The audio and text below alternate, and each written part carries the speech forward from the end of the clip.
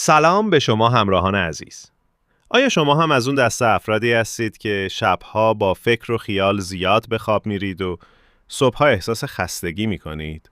خبر خوب اینه که با چند تغییر کوچیک و ساده در روتین شبانمون میتونیم خوابی عمیق‌تر و روزهایی پر انرژی تر رو تجربه کنیم. در این ویدیو 3 عادت کلیدی قبل از خواب رو به شما معرفی میکنیم که معجزه میکنند. عادت 1: ایجاد پناهگاه آرامش. اولین عادت، تبدیل اتاق خواب به یک پناهگاه واقعی برای استراحته. دمای اتاق نقش بسیار مهمی در کیفیت خواب داره. تحقیقات نشون داده که دمای کمی خنک‌تر، حدود 18 تا 20 درجه سانتیگراد، به بدن کمک میکنه تا راحت‌تر به خواب بره.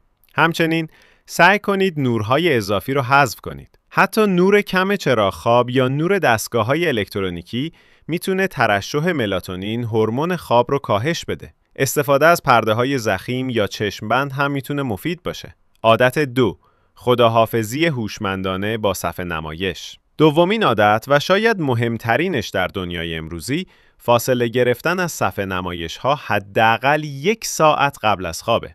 نور آبی که از گوشی‌ها، تبلت‌ها و کامپیوترها ساطع میشه، مغز ما رو فریب میده و فکر میکنه هنوز روزه. این موضوع چرخه طبیعی خواب و بیداری بدن رو به هم میزنه. به جای چک کردن شبکه‌های اجتماعی یا ایمیل‌ها، میتونید کتاب بخونید، به پادکست‌های آرام گوش بدید یا با خانواده صحبت کنید. حتی اگر مجبور به استفاده از صفحه نمایش هستید، حتما از حالت شب یا فیلتر نورابی استفاده کنید. عادت 3: آرامسازی بدن و ذهن. و اما عادت 3: آرام کردن بدن و ذهن برای استقبال از خواب. لازم نیست حتما یوگا یا مدیتیشن های طولانی انجام بدید.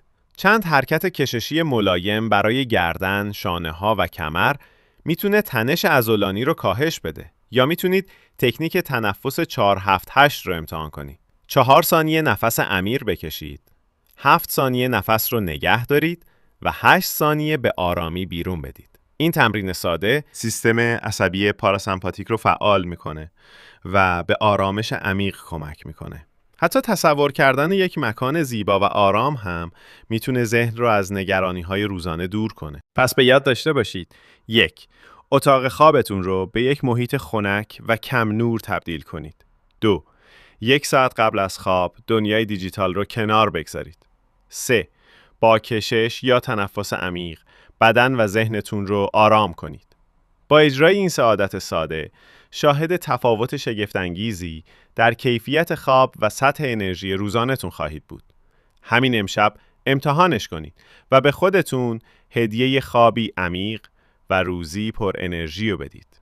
شب همگی خوش و روزتون پر از موفقیت. اگه این ویدیو رو دوست داشتید، حتما لایک کنید و کانال رو سابسکرایب کنید.